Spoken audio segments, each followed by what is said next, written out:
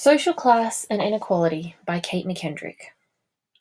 Social class and economic status have had a significant influence on education inequality and retention rates for young people in Australia since the early 20th century, and unfortunately, some of these issues still continue in our education system today. While the compulsory schooling age has been raised to 17 in recent years, meaning that the majority of students stay in secondary schooling for a longer period of time, Australian schools still see a large difference between achievement standards and tertiary education levels when socio-economic status is compared. Considering that completing Year 12 is now considered to be a minimum standard if hoping to achieve future well-paid employment, this discrepancy is cause for alarm and should be a major priority for policymakers, schools, and classroom teachers. There are many factors involved with social class and education in Australia, and the presented concept map shows certain issues Australia has faced in our educational history, as well as issues that need to be considered now and how classroom teachers need to challenge these and overcome them in order to help students with achievement outcomes. There have been a number of social theories created that have been linked to educational issues.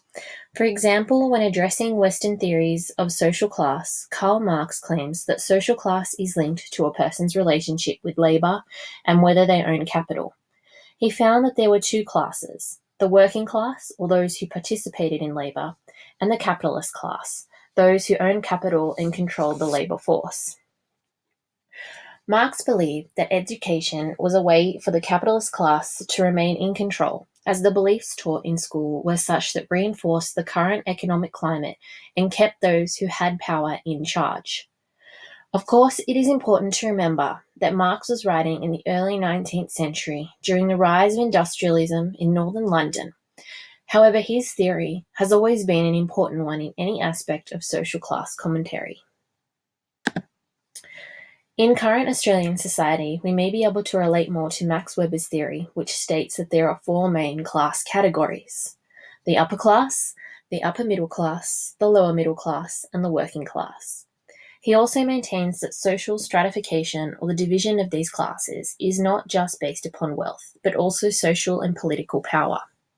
Or, like the popular saying I have heard throughout my life goes, it is not what you know, but who you know.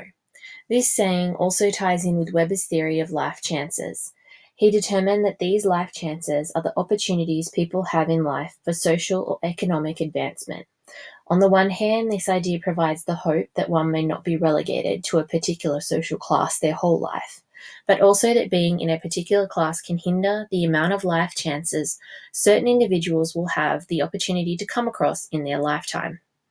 Weber did associate education, though, as a way for an individual to increase the amount of life chances they could achieve in their lifetime. Pierre Bourdieu, like Weber, spoke about how class position was influenced by social, cultural, and educational means.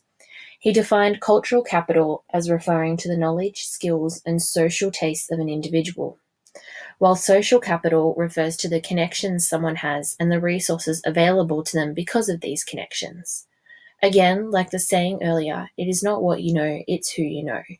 The principle refers to the advantages that may be available to someone because of the connections made throughout their education and working life, and it is believed that those with the opportunity for a higher, more prestigious education will have more social capital.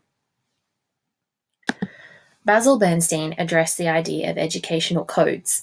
He highlights that certain subjects and areas of knowledge are valued more highly than others in school, and that the value associated to different areas of knowledge are influenced by social norms, which are linked to class hierarchies. For example, subjects like maths and science are seen as better than subjects like design and technology. Our HSC provides different scaling options to different subjects as a way to compare the different subjects and students across the board. While this has been done for many years, it does start to make students realise that not all subjects are created equal in the eyes of society. Free education became compulsory for the first time in New South Wales after the Public Education Act of 1880, which severed all connections between the church and the public school system. However, for the working class during this time, families often required the labour and earnings of their older children, and many were still known to leave school by the age of 14 or have quite a few absences. There were various opportunities for young people in their schooling at this time, however. The path taken by secondary students does seem to relate to class, gender, and cultural factors. For example, as Connell et al. Note in their text, those who were not so academically inclined or who were considered good with their hands were encouraged towards technical courses like woodwork. Girls of this time participated in domestic science, like textiles and design, and those who were academically inclined participated in more professional courses. The class difference in education during this time is quite distinctive, as many working class families just could not survive without their children leaving school at the minimum age in order to help with the wages and labour, while wealthier families were able to keep their children in school and encourage them on to white-collar professional positions or higher tertiary education. Unfortunately, during this time, there was also issues for different cultures in trying to access education. Aboriginal children had a very hard time in accessing public education, and if they succeeded, also had to deal with being targets of bullying and exclusion from the community. During this period, it was also normal for standardized tests in schools to be given only in English, making much of the work inaccessible to migrant children, especially those who did not speak the English language. It was during the 1960s and the 1970s that issues of inequality in schooling were beginning to be addressed. When the Whitlam government took power in the 1970s, they established the National Schools Commission, in which aid and resources were now provided to private, Catholic, and public schools based on their level of need. A lot of these early resources went to schools in disadvantaged areas, many of which contained recent migrants. By the end of the 1970s, under the Fraser government, more of this funding was going to non-government schools as opposed to government schools. Nowadays, Australia still continues to fund non-government and government schools. The funding amount received is determined by a formula which looks at the socio-economic needs of the school, with the principle that schools with greater socio-economic needs receive more funding than schools from wealthier areas. The Department of Education and Training lists on their school funding estimator that the Commonwealth is investing $243.5 billion over the next decade to support students in Australian schools. This website provides the opportunity to search for any school in Australia and see how much funding a particular school will achieve per student until 2027. If further information on funding is required, the site links the My School website from the school funding page.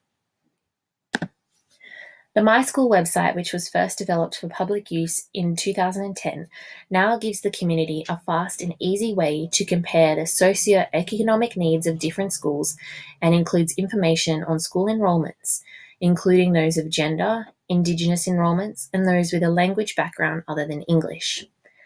It has developed a scale called the IESCA value, which is a way of determining the socio-educational background of a school.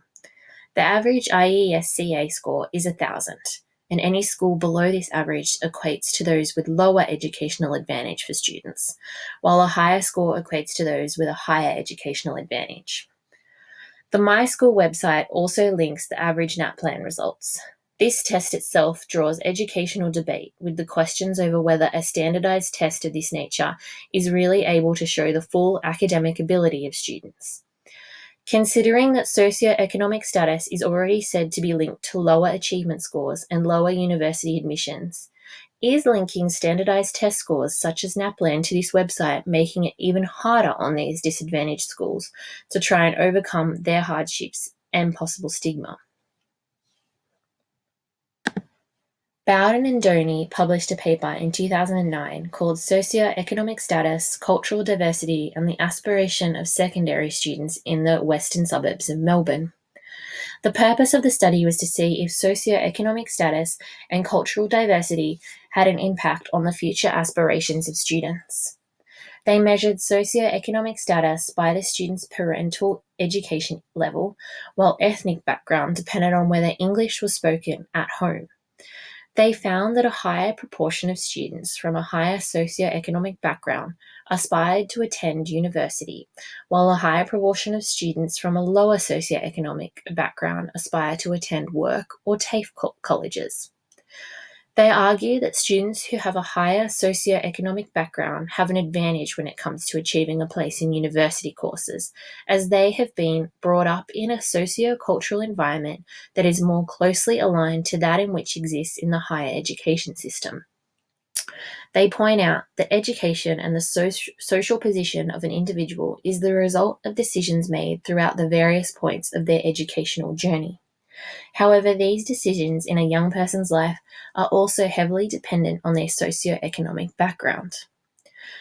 What was positive is that during this study, Bowden and Dooney found that while those of a high socioeconomic status aspired to attend university, so did many of those from a lower socioeconomic status, including those with parents who did not attend school. The unfortunate findings were that while the aspirations were high, 20% of these students did not achieve their aspirations.